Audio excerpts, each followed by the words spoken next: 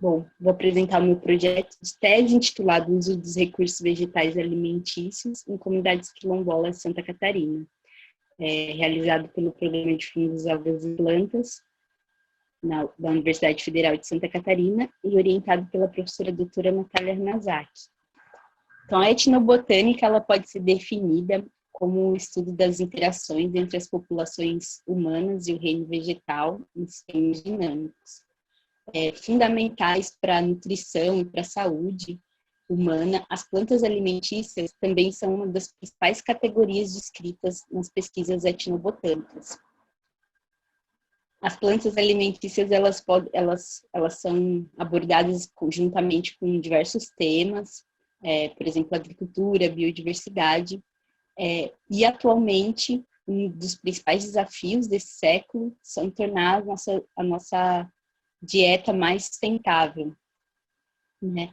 Que possa trabalhar de forma integrada junto com a conservação da biodiversidade e da segurança alimentar e nutricional. Então, estudos de etnobotânica podem contribuir diretamente com essas discussões. A segurança alimentar e nutricional é definida no Brasil como o direito de todos ao acesso regular permanente de alimentos de qualidade em quantidade suficiente, que não comprometam o acesso a outras necessidades, promovam a saúde e respeitem a diversidade cultural e que sejam social, econômico e ambientalmente sustentáveis.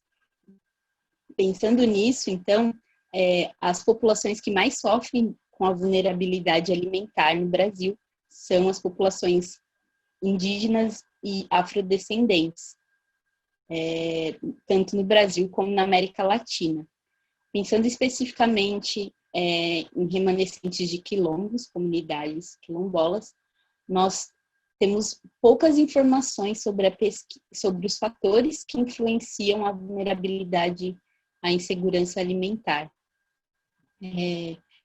Nessa pesquisa de Afonso Colaboradores, de 2020, ele levantou 12 trabalhos de diferentes áreas que falam sobre esse assunto em comunidades quilombolas, mas apenas um relaciona a alimentação, a vulnerabilidade à insegurança alimentar com o cultivo de plantas. Pensando na situação das comunidades quilombolas atualmente no Brasil, nós temos mais de 1.700 comunidades que são certificadas, né, que são certificadas como quilombolas, reconhecidas como comunidades quilombolas. Contudo, o número é muito baixo em relação ao título das terras. Por exemplo, aqui em Santa Catarina, nós temos 19 comunidades quilombolas reconhecidas, mas somente uma possui o título das terras. Então, dessa forma, o objetivo geral da tese é analisar as relações entre a segurança alimentar e nutricional e o uso de recursos vegetais na alimentação em comunidades remanescentes de quilombos em Santa Catarina. Para a realização da pesquisa, então, esse projeto ele faz parte de um projeto maior do laboratório, que é intitulado O Conhecimento e Uso das Plantas por Comunidades Quilombolas de Santa Catarina, que passou pelo Comitê de Ética e Pesquisa em Seres Humanos, da UFSC. Também tem uma autorização de acesso ao conhecimento tradicional associado, do IFAM.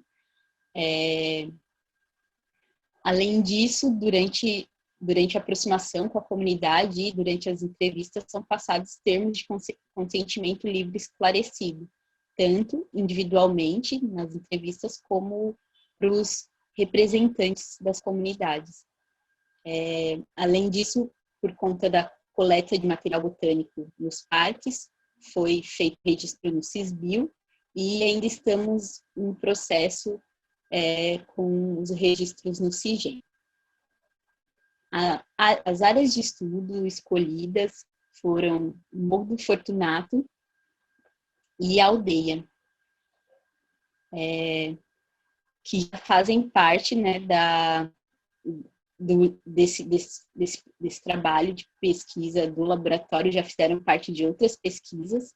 As duas comunidades, elas ficam no município de Garopaba, próxima à região metropolitana de Santa Catarina, e a comunidade São Roque Pedra Branca, que é uma comunidade que está no município de Praia Grande, bem no sul do estado, e tem algumas características peculiares.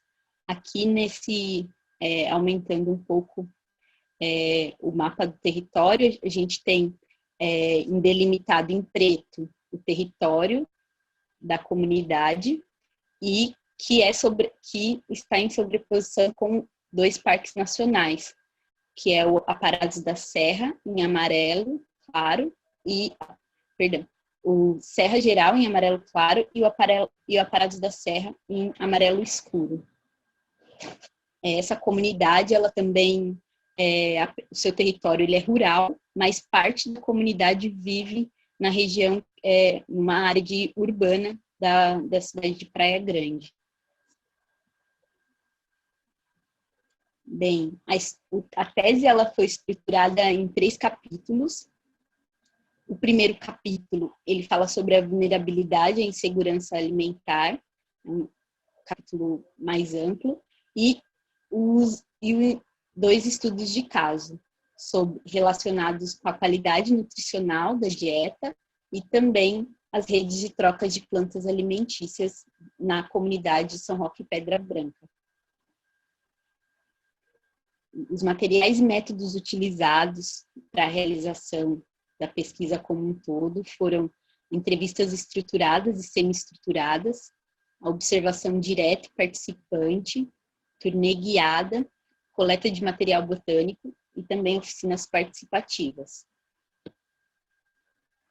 Devido à situação do Covid-19, a pandemia do Covid-19, nós notamos ainda mais a importância da realização da pesquisa, devido que a disponibilidade de alimentos, elas necessitam de ações emergenciais, mas também permanentes. Então, nós sabemos que existe um novo cenário para a coleta de dados, que vai demandar uma nova forma de pensar, né, a pesquisa e também a relação com as comunidades participantes, né, apoiadoras. Dessa forma, então, o andamento da pesquisa foi colocado aqui nesse gráfico. Como vocês podem ver, em laranja, o primeiro capítulo, em amarelo, o segundo capítulo, e em marrom, o terceiro capítulo, divididos aí em relação à revisão bibliográfica, a formulação dos questionários, a coleta de dados em si, né, a partir do campo, e a análise desses dados. Como visto aqui no gráfico, os capítulos 1 e o terceiro capítulo são os capítulos que eu já tenho uma coleta de dados e uma prévia análise desses dados também. Essa apresentação vai ser focada principalmente nos resultados do terceiro capítulo. Bem, no primeiro capítulo, a hipótese é que as unidades familiares que possuem atividades relacionadas ao cultivo, à coleta de plantas, apresentarão uma menor vulnerabilidade à insegurança alimentar, tendo como objetivos específicos investigar a etnobotânica de comunidades quilombolas em relação às plantas alimentícias utilizadas, conhecidas, identificar a situação de vulnerabilidade alimentar dessas comunidades em Santa Catarina. Com o andamento da pesquisa, esse capítulo ele já tiveram algumas etapas concluídas, como o censo e a listagem livre para as 3 comunidades, né, que já tem relação com pesquisas anteriores, e para a comunidade Pedra Branca foi aplicado o questionário da Escala Brasileira de Insegurança Alimentar. No segundo capítulo, que faz parte do estudo de caso da comunidade Pedra Branca, está relacionado à biodiversidade alimentar e como ela pode contribuir com a nutrição dessas famílias. Então, a hipótese é que as unidades familiares quilombolas mais próximas aos centros urbanos incluem poucas plantas em suas dietas, resultando numa alimentação com menor qualidade nutricional. Os objetivos específicos desse capítulo são analisar a contribuição dos alimentos de origem vegetal, de produção local, na qualidade nutricional da dieta das famílias quilombolas e apontar indicadores de biodiversidade alimentar e nutrição para a dieta quilombola atual. Nos materiais e métodos, nós iremos utilizar o recordatório de 24 horas e de frequência de consumo, e também vamos basear as informações nutricionais na tabela brasileira de composição dos alimentos.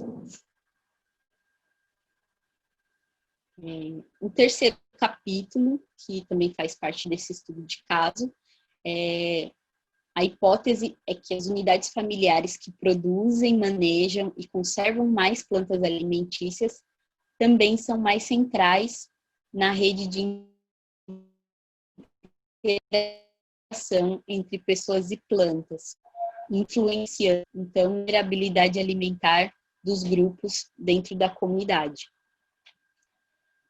Os objetivos específicos desse capítulo são, então, avaliar a estrutura da rede de cultivo, de produção e de trocas e doações de plantas alimentícias, investigar quais são as variedades cultivadas de maior importância para a estabilidade e segurança alimentar na comunidade e avaliar a estabilidade da rede, através de simulações de entradas e saídas de espécies e a influência nos níveis de segurança alimentar nos papéis que os indivíduos ocupam na rede de troca de plantas alimentícias. Os resultados preliminares estão baseados nesse capítulo. Os materiais e métodos utilizados foram entrevistas em 15 unidades familiares, com agricultores e agricultoras, mais especificamente 13 agricultores, 12 agricultores e 3 agricultoras, onde nós passamos um questionário socioeconômico e também um questionário de cultivo, em relação à colheita de 2018-2019. Esse questionário é o que está aqui em cima, e ele, entre outras coisas, considera a produção, o consumo, a doação e a suficiência desses cultivos para a unidade familiar. A análise realizada foi a análise de redes bipartidas. Através do software R, nós plotamos a rede de espécies e rede de variedades citadas pelos agricultores. E para testar a significância dessas redes, nós utilizamos o procedimento de Monte Carlo, que gera 1000 redes aleatórias para comparar essas redes, as redes da comunidade. Além disso, para entender um pouco da estrutura dessas redes que são diferentes, nós utilizamos o índice de aninhamento relativo, que é colocado aqui nessa fórmula, onde o aninhamento relativo é igual ao aninhamento da matriz real menos o aninhamento médio das réplicas aleatórias do modelo nulo, dividido pelo aninhamento médio das réplicas aleatórias, que no caso foi utilizado o procedimento de Monte Carlo.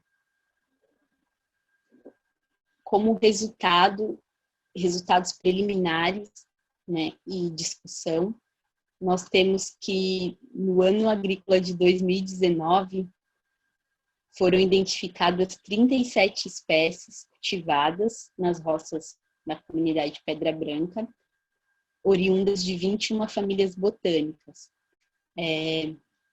Nesse gráfico, ele ilustra, então, os percentis, por exemplo, a mediana, e também os valores máximos e mínimos da produção das principais espécies cultivadas, né? Essas espécies, elas são comuns a outras comunidades tradicionais, quilombolas e não quilombolas, e também representam uma fonte segura de ingestão de de nutrientes, como carboidratos, proteínas. E, além disso, nesse gráfico é importante ressaltar que o aipim e o feijão foram as espécies cultivadas por todos os agricultores. Contudo, devido a fatores climáticos, o feijão teve uma baixa produção nesse ano.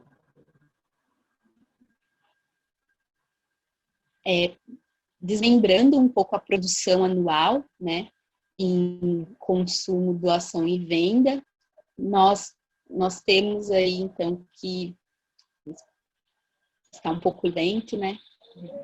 Bom, o que nós temos é o consumo, que é dividido tanto na alimentação, na unidade familiar das pessoas, como dos animais, a doação, que foi onde os agricultores tiveram mais dificuldade de quantificar, né, essas doações, e a venda, que destaca aí a banana como a principal espécie comercializada para fora da comunidade. Isso tem uma relação direta aí com a cadeia produtiva, né, da banana na região, que é bem estruturada e que facilita, então, o escoamento da produção. Os outros itens que a gente vê incluídos na venda, eles são feitos principalmente internamente na comunidade, mas, em geral, essas espécies, elas estão muito relacionadas ao consumo. Bom, pensando um pouco mais sobre quando a gente analisa os dados quantitativos, né, qualitativos dessas roças, nós temos algumas características aí dessa rede de plantas e agricultores. Então, do lado direito, nós temos a riqueza eu aponto aqui a riqueza de algumas das espécies que foram citadas pelos agricultores, né?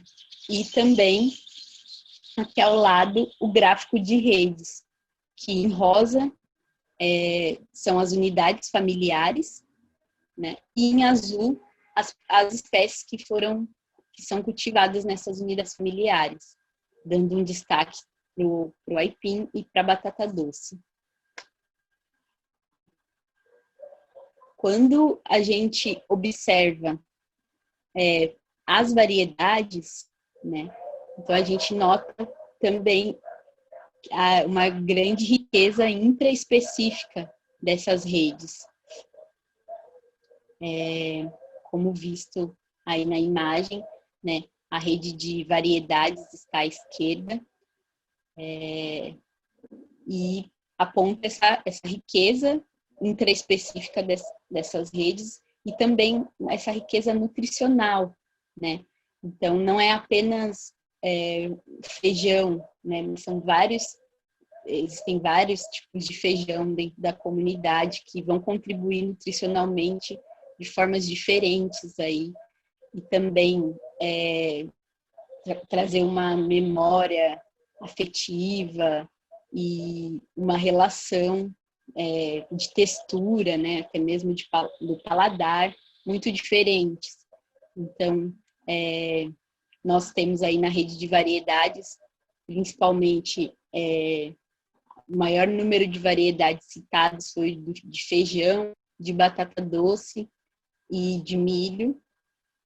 E quando a gente analisa, né, as duas redes, tanto de espécies como de variedades, elas foram significantes, né, e possuem graus de aninhamento relativo.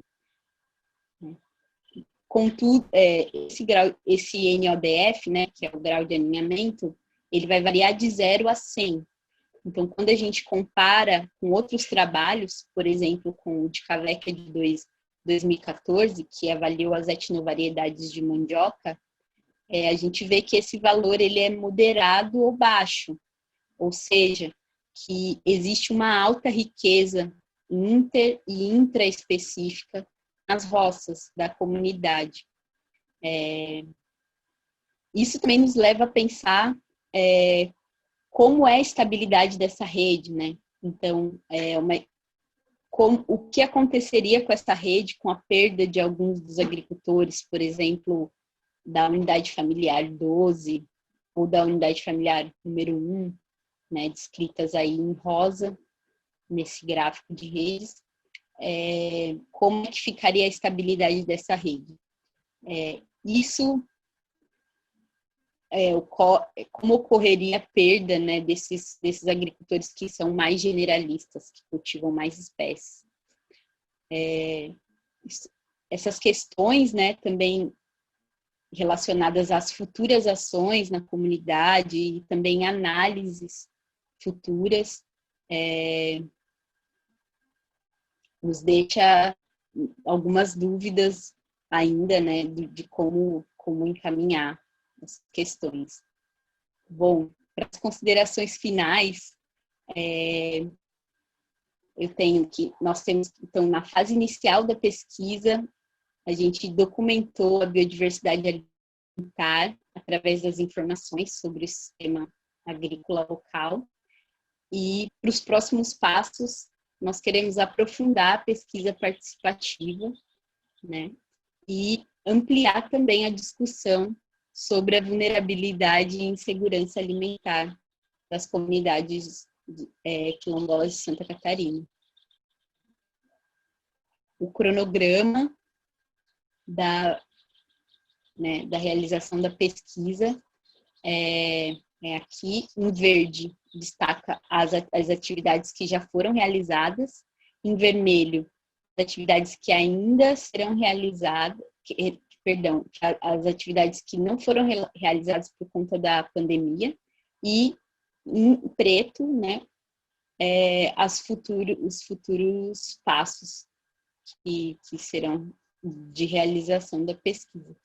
Então, essas foram as referências utilizadas para a produção dessa apresentação. Muito obrigada.